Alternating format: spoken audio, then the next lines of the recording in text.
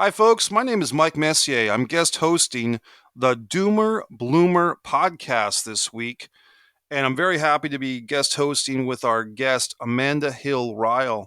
Amanda, how are you today? I'm great, and I'm just delighted to be on the show and share my message. And Amanda, where are you at in the world right now? I live in Ealing, London, the UK. And special thanks to William Sumner, the producer and host of this show, the Doomer Bloomer podcast, which you can listen to the back episodes, including my guest spot with Will. And Amanda, you are a very positive person. You have a book titled I Choose Me. It's available on Amazon. And I'm looking over at this book on your website, which is Amanda H. Ryall, RYAL.com. If you go to the /books, I Choose Me, Loving Yourself is Your Magic Wand. Give me an overview of the book initially, and then we'll dig deeper. So I wasn't always positive. I suffered from severe depression, limiting beliefs, and inherited narratives. And it just got the way of me being me. And I'd actually lost myself. And I decided to write this book. And I chose the title I Choose Me because finally I was putting myself first. I was brought up, I became a people pleaser. I was amazingly compassionate, giving to everybody else, and I gave nothing to myself. So, this is basically a story of my life and how I overcome the battles I had in my mind mainly. At the end of each chapter, there are activities that I've done. I've done a reflection, but that I encourage the reader to do because coming back home to yourself is key. I now have changed the way I live my life. I get up early, I meditate, I journal so that I do not vomit, as I say, and gossip over people. I am just knowing who I am and I want to be inspiring, joyful. Every morning before I get up, I decide what sort of person I want to be that day. I'm a teacher as well, and working with children is such a privilege. And I want them to realize they are just enough as they are. We don't need to change them. We don't need to put them in a box that society wants us to be in. I want them to respect themselves, trust themselves, because it's taken me 50 years to trust myself and not need the validation of others. I've got at least two questions from what you just said. The first would be just for the specifics. What's the age range of the children you teach? Is it general studies? Is it a specific course? What age range of the kids I'm that you teach? primary, so in England that goes from 3 when they start in nursery. I go up to age of 11. I've been an early years teacher for 3 to 5 year olds, but I've recently worked in other year groups supporting children who have emotional difficulties. So I'll either take them out in a small group or by themselves to find out, check in, how are you? Because what I've learned, you might have lessons planned, but if a child isn't in the right frame of mind, they can't do anything. You can't access learning. You have to be confident and happy in yourself. And that is key to me as a teacher and as a mother. Well, in talking about the mantra of the Doomer Bloomer podcast, and it starts with kids. And before I go down deeper into that topic, I wanted to ask you about waking up early in the morning because that's something that I had going for myself for a couple of Hmm. years. I was waking up early. I was doing a yoga class at the YMCA that Yes. started at 7:15 in the morning, which was very Hmm. early for me. And then some ladies in the class requested that they move the class up from 7:15 in the morning to 6:45 in the morning, and that was like the line in the sand that I couldn't cross. Like that was just a little too or a lot too early for me to get going. But I Hmm. remember that taking those yoga classes at 7:15 was great, and I kind of miss it. I do miss it, but I feel like that mindset of waking up early in the morning and getting going, it really, for me, I'm a night owl, kind of Yes. by design. But when I did do the early morning thing, I was more productive. So for Yes, you people like are. myself who might struggle with that, you know, is there anything that is there any suggestions or tips that you might have, either as encouragement to become more morning based or as practical ways to change your body style or your Yes. mood or your sleep cycle? Totally. I mean, I do suffer from sad. I hate the dark winters. So me trying to get out at 5 o'clock in the morning, I get up. That in the winter is a like, no, my body's saying no, hit the snooze button. So one thing to do practically is to move your alarm. So you actually have to get out of bed to turn it off. Another Mm. thing I do is put my phone downstairs so that I'm not getting up scrolling. But what I found is before the rest of the family are up and that quiet time is actually quite beautiful. And as you said, it sets your mind. So I do my meditation and I set up for the day. And what I found is if I don't do it, my day just goes haywire and I'm all over the place. You Right. know, I used to be very last minute, get out of bed, charge out of the door, get to work, and I was in that anxious state. But now, because I give myself the time, I'm relaxed. You know, I have time to eat something because I didn't used to eat breakfast.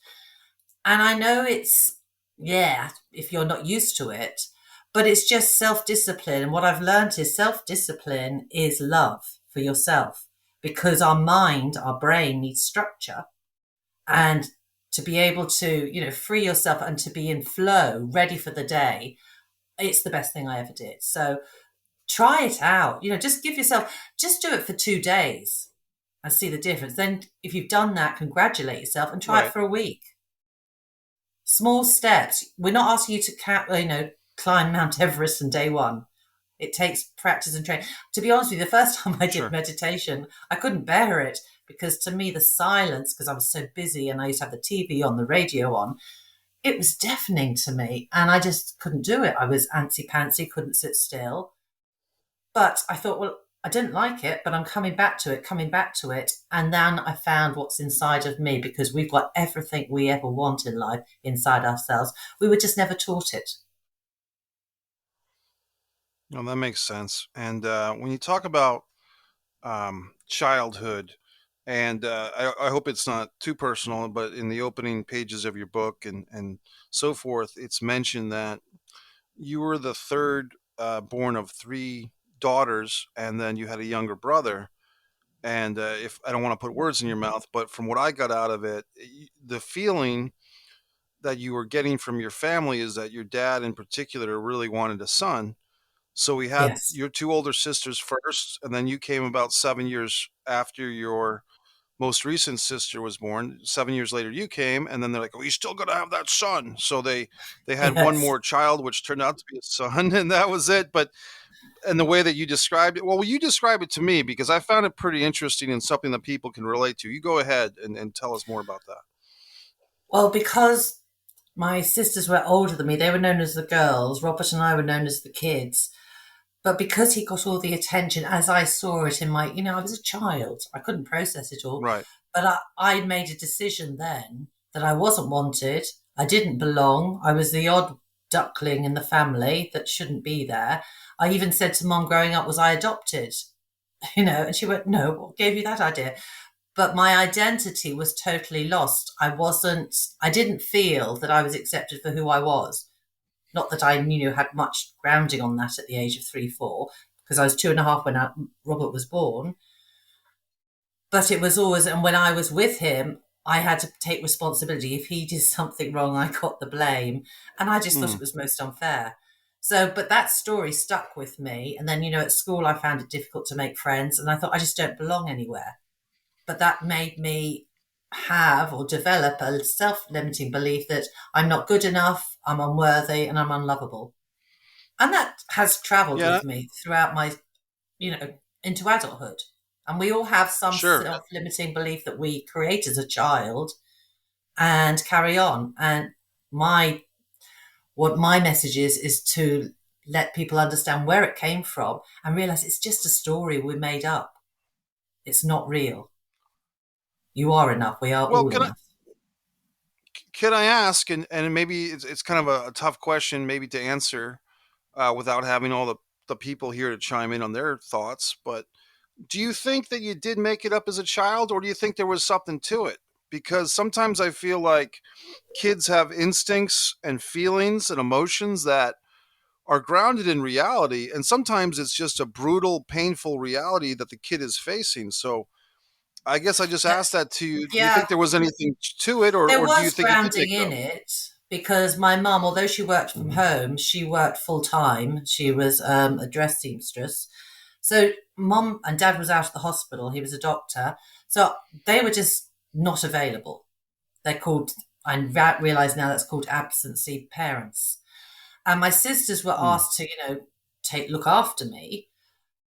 And I remember one time they took me to the park and they put me on what was called a witch's hat, and they just left me. And they walked out the park and left me. And I was beside Hmm. myself. I was only little, so I couldn't get off this equipment. And these boys had jumped onto it and they were going mad on it. And I was absolutely terrified until one of them saw me break down in tears and stopped it.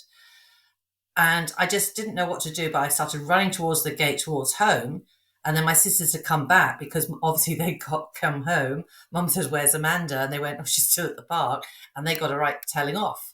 But then they resented me because I wasn't. It wasn't cool to hang out with this little 3, 4 year old because Right. my brother had his nanny who took him to the park. But it was incidents like that that just cemented nobody's listening to me, nobody wants me, and so it became true in my mind. And I think sometimes parents, and it's not to pick on your parents, but parents in general sometimes take it for granted that they are the parent, and sometimes they want to, from my experience and from people that I know, parents sometimes feel like other people, including their other kids, the older siblings in a group of kids, Hmm. are somehow prepared or wanting to chip in with the parenting. But as Yes. this story illustrates, sometimes you're talking about what a 9 and 11 year old girl, and they don't know how to be parents to a 3 year old. No. So they're feeling it's like a passive Put upon. aggressive way of them Yeah. telling mom, "Hey, look, right, put upon. We're put upon, and we didn't sign up for this." And these Totally days, agree. Amanda, a 9 and 11 year old wouldn't go to a park by themselves in the United States anyway. That would be Yes. frowned upon. If a 9 and 11 year old were going on, I mean, back in the 70s or 80s or 90s, maybe, but No, the now you'd 70s never it let was a very 9 or 11 different. year old. No, I Right, totally and agree, and that's they were true. right.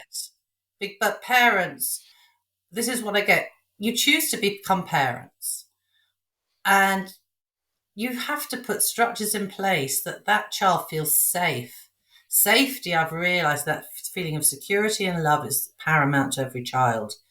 Because if you haven't put, they shouldn't have had the older children doing it, or parents shouldn't. You should get, an aunt or an adult who's capable to do it if you can't do it, but make that childcare available so that the child still feels loved, listened to, and important.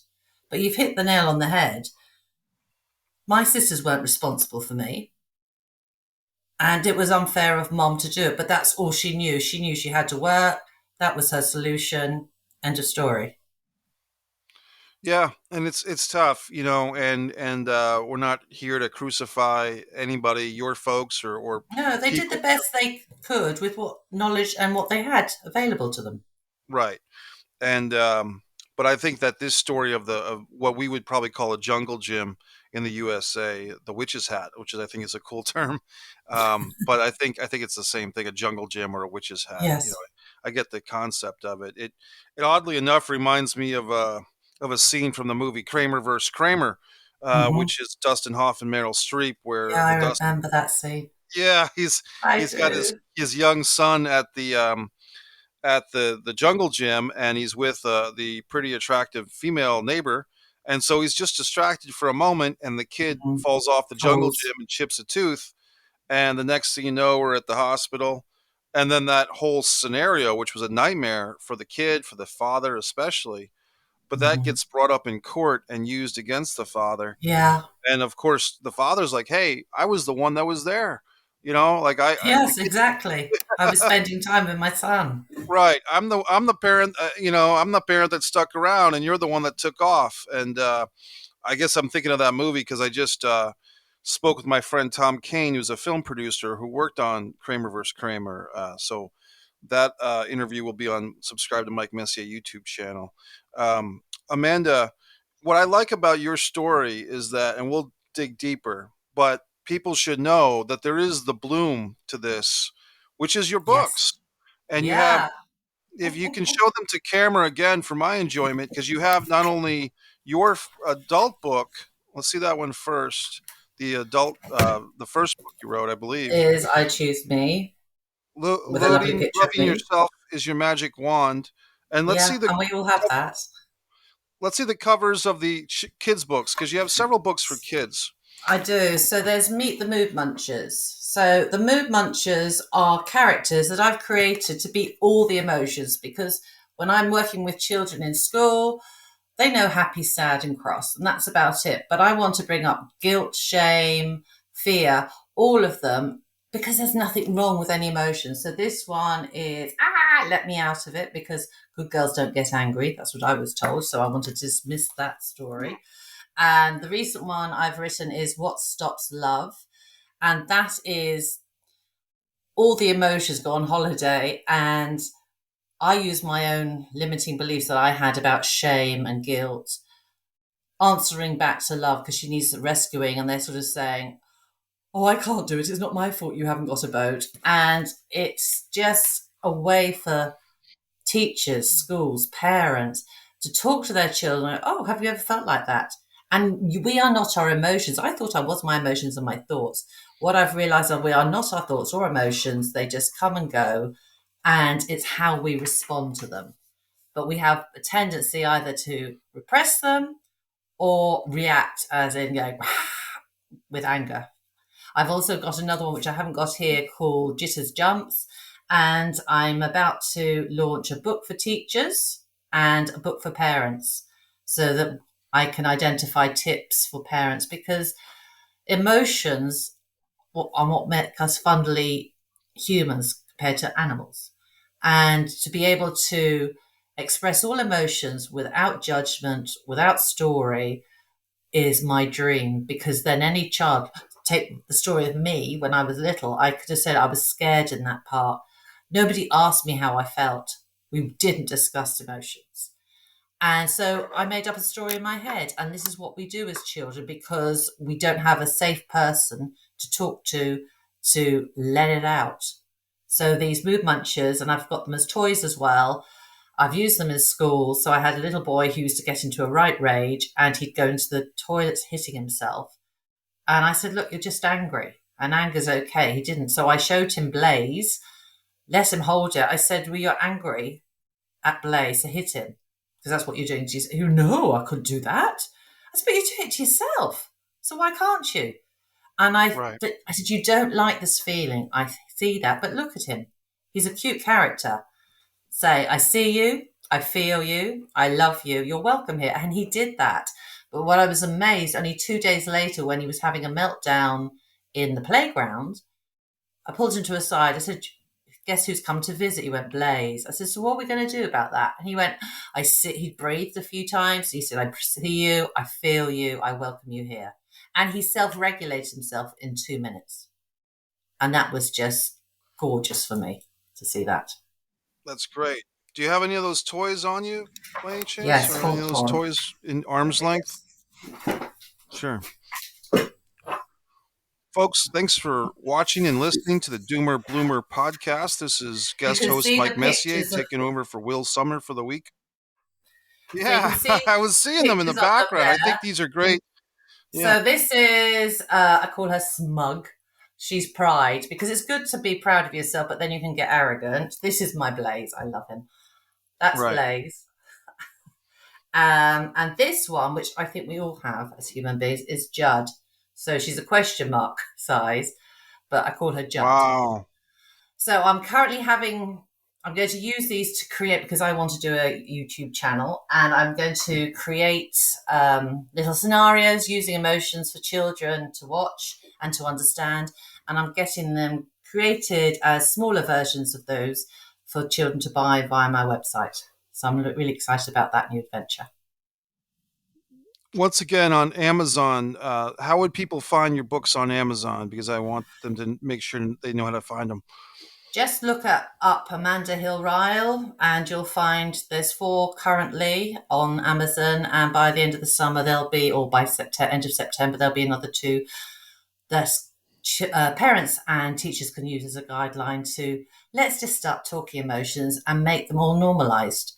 There's no good, there's no bad, there's no right or wrong. Emotions are just feelings that we need to express so that we avoid any Say that traumas, line any again. story. Say that line again. Emotions, or say that again, please. Emotions are all okay. There's no good, there's no bad, there's no right or wrong. They are just there to be felt and to be expressed. And we don't want to, because by making them wrong, you can't talk about that. Good girls don't, good boys don't. We are creating stories about them that are not true. And I want everybody just to be able to read. It's just a feeling. It's like a roommate. It comes, you can either deal with it then, or you can say, sit on the back sofa next to Blaze and I'll deal with you later. But we're acknowledging them. But what I have discovered through 30 years of teaching and as a mother, if you don't acknowledge children's and your own emotions, for just emotions, then that's okay. You can apologize. I didn't mean that outburst, but I was feeling angry. Is that okay? Then they're acknowledged and then they can move on. But I didn't. And I had a lot of repressed sorrow. It probably led to my depression. And I don't want anybody to go through that. But you see, depression comes from those limiting beliefs that we're not good enough and our brain believes it, and we have trauma inside us with repressed emotions. And through the work of meditating, body scan, I am allowing all those emotions from years to come to the surface, and I'm not scared of them anymore. Because I'll be honest with you, let's face it, we all want to look good, don't we?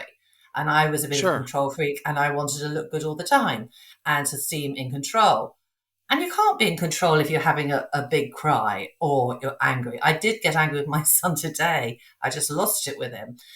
And I thought, oh dear, that wasn't the greatest reaction. So I went down to him and said, look, I'm sorry I got angry, but I was frustrated because I keep asking you to do things. He's a teenager, by the way. Um, and you just don't talk to me and you don't respond. And it just gets to me because I'm a human being too. But I'm sorry for the way I responded to you. That was a reaction. But, and he was fine. He says, it's all right, Mum. I understand. And he gave me a hug. And it was all okay. But if I hadn't gone to him and explained, taken responsibility for my reaction, he'd have been sitting in the fist saying, whose mum thinks she is, blah, blah, blah, blah, blah. And that's what we have a tendency to do. And I want to stop all that and just make emotions are emotions. Welcome. Come. I've said something which is you can't teach emotions and you can't tell other people how to feel. And I've seen that happen with parents and fathers and sons and mothers and daughters and every combination when the parent doesn't agree with the emotion that the kid is having, or it Mm-hmm. could be a spouse or any type of relationship. But telling someone, don't be angry, you shouldn't be angry, you shouldn't be Yeah, but upset, that's a you judgment, you shouldn't find see. this funny. Yeah. Right. But do you see that response that's coming out of them is that they have a problem with that emotion. So what I say to people I work with, I say, well, just take a pad during the day and all your thoughts that you have, because you don't say everything out loud, just write it down. And if you look at your thinking, you will find that there's an emotion that you are very attached to. With my depression, it was sorrow, sadness, and shame and guilt, because I was Catholic Irish upbringing. You go figure. Um, so they played big part of who I was being, because you weren't meant to feel guilty and shameful, and yet that was within me, and nobody helped me to speak it out as a child. They didn't say it's okay. We love you regardless. It's okay to have an outburst. It's okay to cry. One of the phrases that I hate that I had growing up is big boys don't cry. No wonder guys grow up thinking that it's weak to express yourself. It's like basically saying you're weak for being a human being. You don't want robots. We want to be able in marriages, in relationships, in friendships, to be able to, I've got your back, you've got mine, and I accept you just the way you are.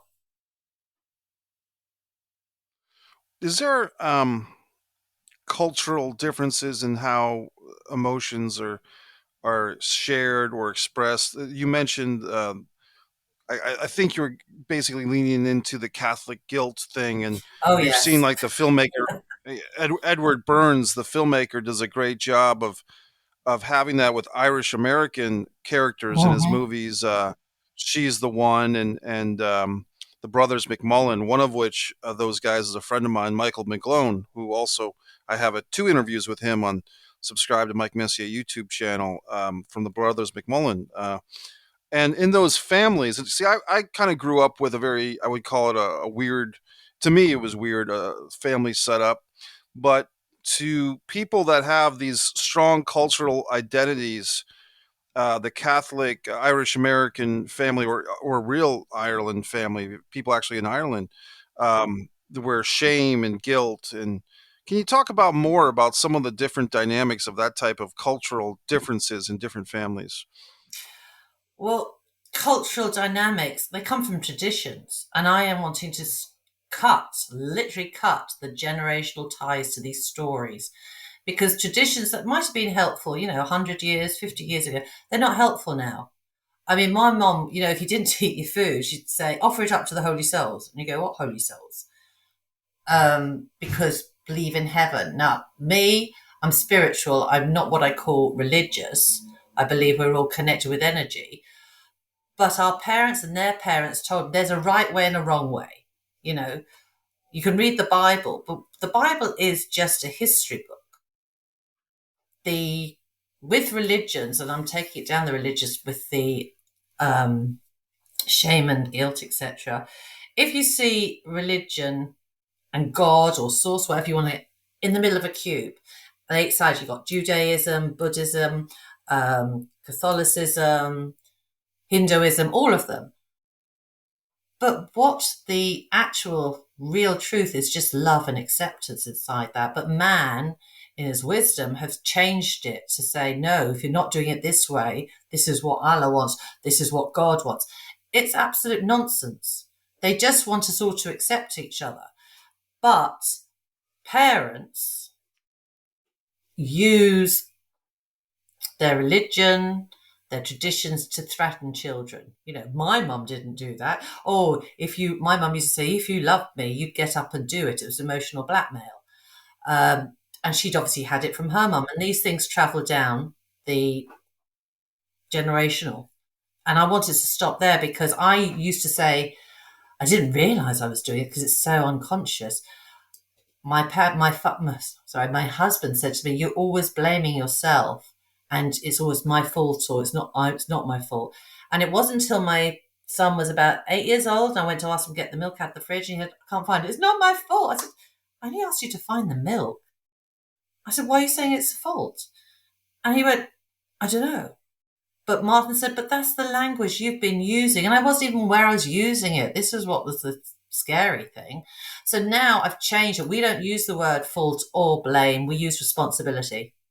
It's your responsibility. And that goes for everyone, you know? So the power of words and what they mean have a big effect on others because you might use a word, I'll use a word, but we are thinking two different things about it. So we need to, that's why another with the mood munchers, I break down what is shame? What's he there for? Because shame is important, but you don't have to carry it. I carried it like a big piggyback, with guilt. And I was just weighed down by it. And my parents were weighed down by it. Oh, if you're not a good girl, you'll go to hell and you'll burn in the things of hell and fire and damnation. That's rubbish. But that is a story that somebody made up along the lines to make children behave. Well, what I find interesting, even an analogy, um, right now in your time in the UK, it's 6 p.m., right? Or we started at Yes. 6 p.m. Yes. And for me, we started at 1 p.m. So in my reality, it's 1 p.m., and in your reality, it's 6 p.m. Neither one of Yeah. us is wrong, No. except the perspective is different. And so just trying to, sometimes we say something or we write an email, even worse, or a Hmm. text, even worse, Yeah. and we might not have a trace of sarcasm in our system, or maybe we do, and the receiver of this message, whether it's email, text, phone call, um, or anything, any form of communication, the receiver receives something differently than the person Mm-hmm. who put it out intended. And I've noticed Yeah. this with generation gaps, especially. A friend of mine had to inform me that the word "cool" doesn't mean cool anymore. No. Cool, according to him, is now a sarcastic cool. Like if a Okay. kid I or, didn't or know that. somebody, Thanks well, for that I update. didn't either. I didn't either. But apparently, if a kid responds on a Facebook post, like if there's a back and forth, Yes. and the kid writes "cool," it's a sarcastic cool, like Yeah. okay, Yeah. it's like a cool, It's a okay, dig. okay, boomer. It's like it's a dig. It's a cool, okay, boomer dig. Now, for Yeah. me, I didn't realize that, and I never thought of the word cool as being available for use in sarcasm. Otherwise, I would have used it myself. But in any event, I do have a question for you. Now, I want you to be careful with this answer because it's a Hmm. question. I don't want you to get in any type of trouble or any type of thing like that. But Okay. if you can provide an answer without naming names or exact circumstances, that's why I'm giving you a little stall time on this. Okay. You're a teacher with young kids, Yes. so as your students. Now, Hmm. you were put in a position of responsibility. Is it a private school or a public school, if I can ask? It's a private school now. I have taught in the public sector, but I've been a teacher for 30 years. And what I was finding in the public sector, I wasn't so much teaching as being a social worker, a nurse, police officer at times, and I wanted to Right. teach. And that's kind of what led me into the question, which like I said, I don't want you to get into any trouble with any authorities or teachers coming after you with pitchforks or anything, but I'm just curious, how does it, because it's a tough job, and I think Hmm. we in the USA don't really fully appreciate or understand that if you've got 30 kids in one class, Yes. that's tough enough. Now imagine if you're teaching and the kids are rotating in and out Hmm. or whatever. Um, it's always seems like the parents, just in pop culture, YouTube threads and information that I get, it always seems like there's some big debacle about a teacher. But I wonder, why is the teacher put in this position of uh, authority, yet up for public debate or public questioning of their job talents? But it seems like a lot of times we're putting too much stress and pressure and responsibility on the teachers to raise kids. You know what I Hmm. mean? And I Oh, I I totally feel agree like with it's you. kind of unfair. Yeah. So I guess I'm just wondering. And part of what you already said was you left the public school system to go into private, and maybe that was just a way for you to self-preserve because maybe the public school system was just really hard. I don't know if I have a question. I'm just kind of opening the door for you No, to but to talk me, about it. I hear what you're saying because what I love being in the classroom, I'll be working with a group of children. They turn around and go, "Mum," and I go, "I'm not your mum," but I've made them feel so safe and secure.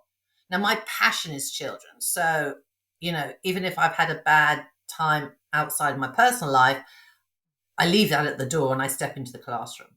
But you're right. There are children whose family homes are disrupted, they have problems, and the parents find it difficult to take responsibility. They're doing the best they can, but they want us in the 6 to 8 hours that we have the children in school to raise their child.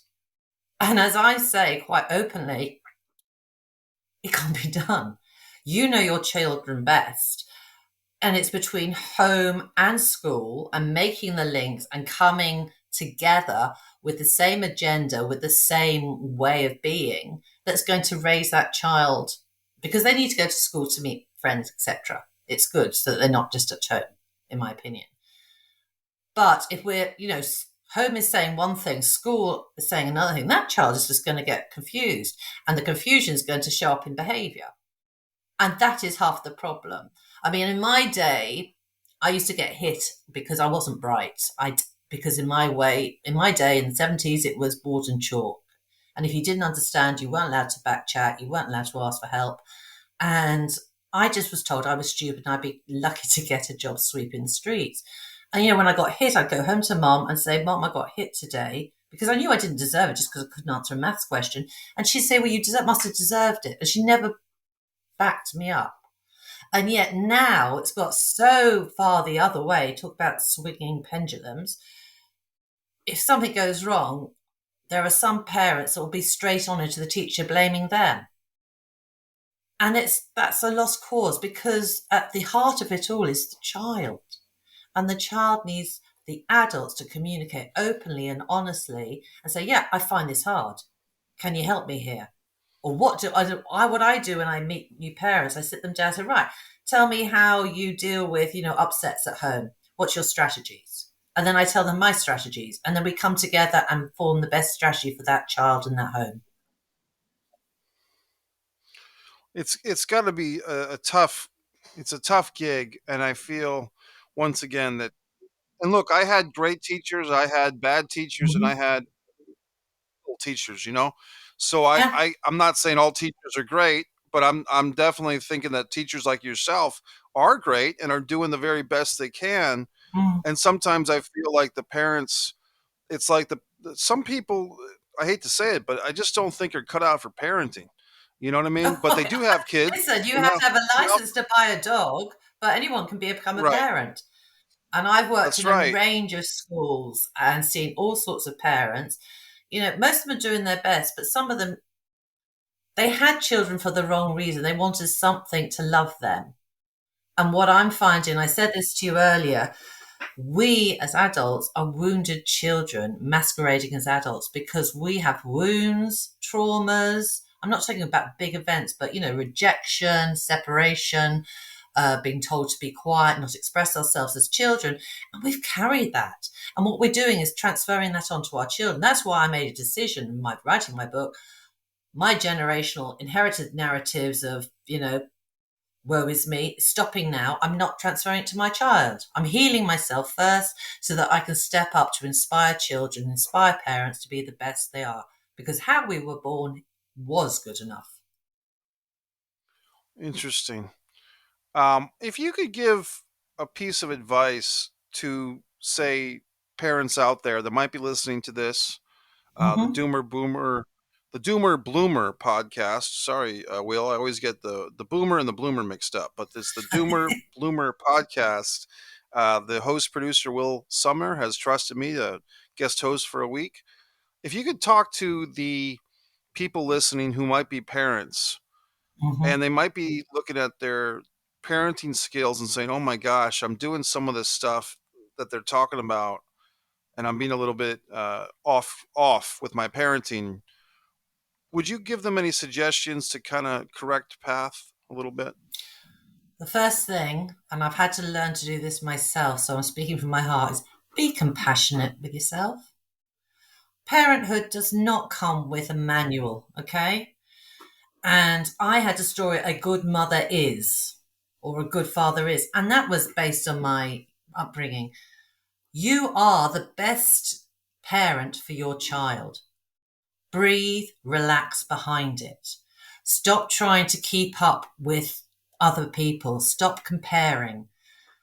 The best advice I can give to any parent is see the child in front of you. See who you are in that moment, because we go into different states. We have a state of immobilization, which is when you are frozen and you're in depression. We go into the next state, which is the danger, fight or flight. And a lot of parents, myself included, were operating those two states. And we want to get to the ventral state, which is at the top, which is that you're feeling safe and you're feeling connected. Every human being wants to be loved.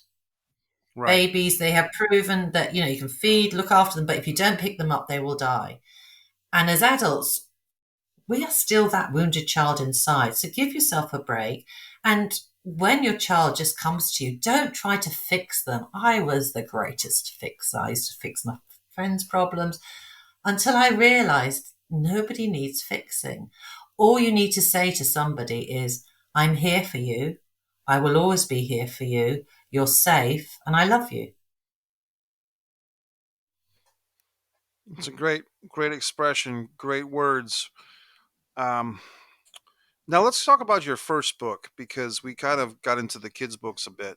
Actually, I did have a question about Yes. the kids' books, Yes. which is you wrote them, but I'm very curious. The art you wrote the content of the book. The art, did you also draw, or did you have an outside artist draw? I created You them mean from my another person imagination. draw the? Also, yeah, yeah, I created them from my imagination, the colors, the shapes. But if you see my drawing skills, they're not very good. So I did employ a wonderful lady from Fiverr to draw them for me, and then to use them, and then I'm sending those images. But the creations were all my ideas from how I saw emotions, because I'm a very visual person. That's why I didn't get on well in school in the 70s. I have to have color, I have to have shapes, I have to have hands on, which is why I've created them into toys. So I had an idea, and then I'd send it to her and she'd create it. And if I wasn't happy, I said, no, no, this needs changing, whatever. And I'm just delighted because I think having them as fun, friendly, touchable, usable tools for parents, toys as children. Could you imagine the conversations you can have and open up about emotions, even as adults? You know. No, I think they're great. I think they're great toys. And I'm just checking if I lost you on Thank the you. audio there, Amanda. Um, Oh, there you are. Okay, great. So, for me, are those toys available to the general public as of now, They will or be maybe in the very future? soon. Very soon. I'm having them made as we speak in China because it was cheaper for me to do that there. So I'm going to get the first 15 sent to me to see if I like the quality, and then I'm going to put them on my website. And I just want them in schools. I want them in homes. Okay, and I so want to go say global with these. say the name of the website again, please. So it's www.amandahryall, spelled RYALL.com. Okay, and so the books and the toys for the kids. Now let's go back to your first book. How many pages is it? Just curious. I'm going to check. Well, I'll show you. It's quite big print. So, although it's quite a thick book, it's Oh, very easy okay. to read. So the actual story or the book itself is 295, but then at the back I have included, because I use these positive affirmations that I say every day, 7 steps which are a routine that acknowledges myself, forgives myself, and shows gratitude and allows me to step up to be the energy of however I want to be that day. I've given a list of books I would recommend reading that I have read that have, opened my mind up, basically, have opened up. A list of movies, because I don't know about you, but watching a great movie that makes you think, wow, and have a conversation about it. So I've included those. And also music, because music has the power to uplift you and to express all emotions. When you've had a heartbreak, you put on the music, you have a good cry. So I've included all that. And at the back of it, I've also included from David Wilson, David Hawkins, who's a doctor, the power and force levels of emotions, because most of us are living belly down in force energy. I certainly was, in the doing and the doing. I have to be right. But it's all that guilt, shame, fear, pride. And I want to rise up into courage and enlightenment and love and acceptance. And that is in the power. Because you know yourself, it's like having crabs in the bucket. When I was in the victim, and I was a victim for years, and I loved it. I ate the t-shirt. If I wasn't a victim, I was drama queen. But you surround your friends tend to be similar, and it's like crabs in a bucket. And I decided to get out of the bucket, and they're trying to keep me down. But I escaped the bucket, and now I have created a group of like-minded people that are into growth, that realize that you are not, locked in that box that society, schooling, family put you into. I've opened up the lid and I'm stepping out to become, and I'm still becoming. I'll be becoming till the day I die because I'm not going to stop growing. Amanda, there's an expression that I've heard, and I might be getting the exact verbiage off a little bit, but the expression is something to the effect of you are the reflection of the five people you spend the most amount of time with. Totally. Yeah. And Because yeah, what I've noticed and what I've learned, actually, not noticed, your energy speaks louder than anything else. And you introduce yourself as your energy before you even open your mouth. And the time you spend with people, so you might even spend, half an hour with a person, but that half an hour stays in your energy for at least 3 to 4 hours after you've left them. And the people you are with either reflect that energy +3, going up on the positive, or -3. It's always within that range. So I, used to be having friends that was, I'd be all worried with, they'd be, oh no, that's so bad. Oh, and it was all that pity party. That was all that negative energy. And it didn't serve me. I loved it. I was addicted to it. But I decided, no, I am so tired of my own rubbish. And that's why I wrote the book, to get over myself, to get over this limiting beliefs and to put it out there, to be honest about it, and now just say, right, that was me then. This is me now. If you meet me in 3 months' time, I'll have changed again because I am on the path to really come home to myself and embrace who I am.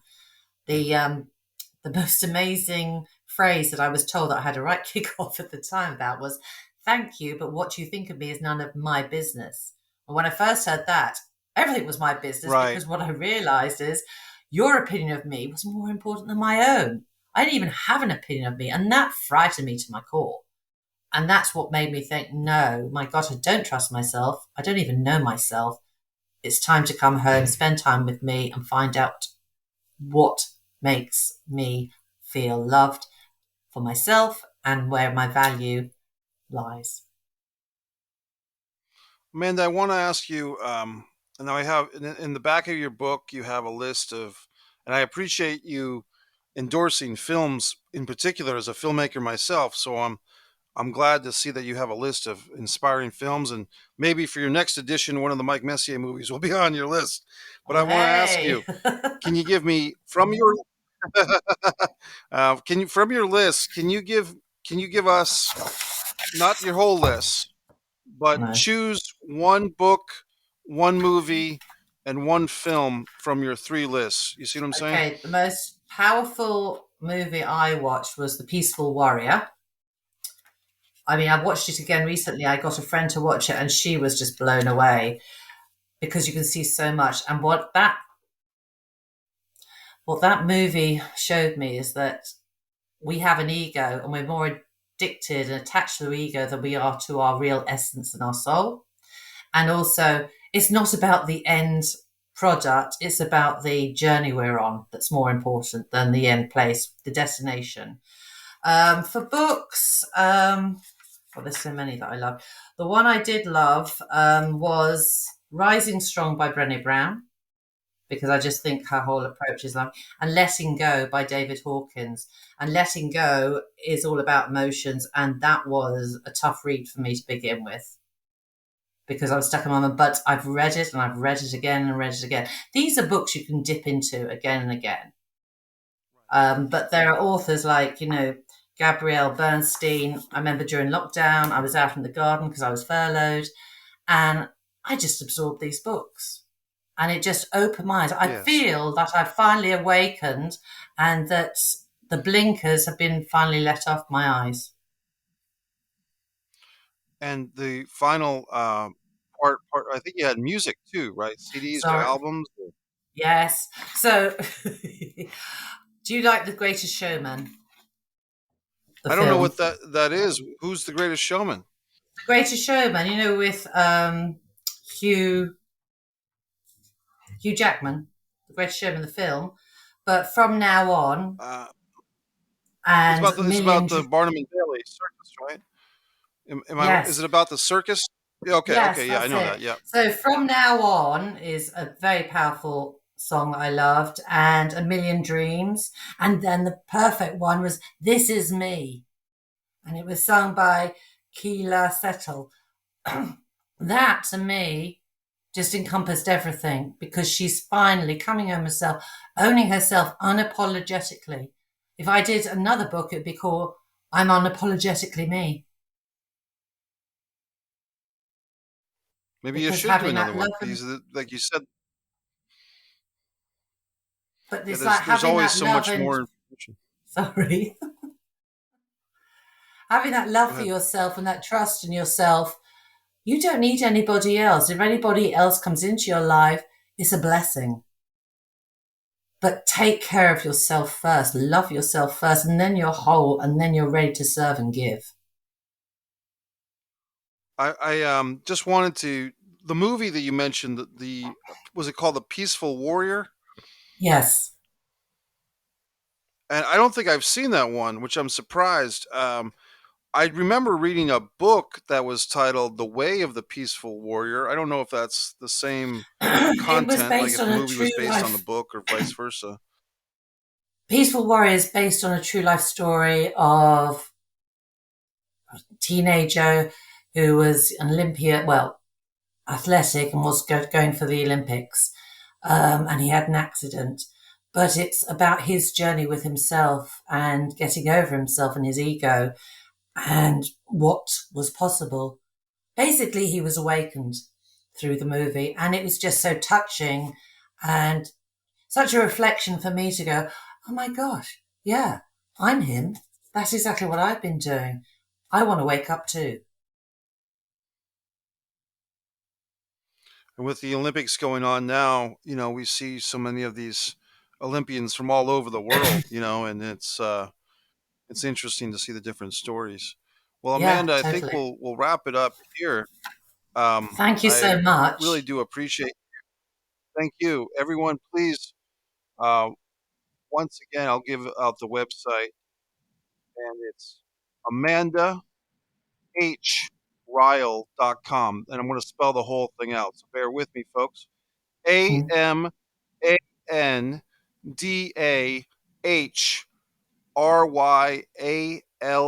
AMandahRyall.com. That's And it. please check out, that's it. Please check out her books. This is Mike Messier of MikeMessier.com, and subscribe to Mike Messier YouTube channel. On behalf of my buddy Will Summer, this has been the Doomer Bloomer podcast. The way that I interpret that, Amanda, is we want people to go from being doomers to bloomers. That's Totally. my We've all interpretation. got the power to bloom. Bloom and become who you were born to be. That's great, Amanda. Thank you so much. I hope everything in UK is great for you and your family and It the is. students. And Yeah, well, it is. I'm just blessed. So thank you for your time. Thank you for showing up for Will. And you have an amazing day. you too, Amanda. Thank you so much. Thanks for listening, everybody.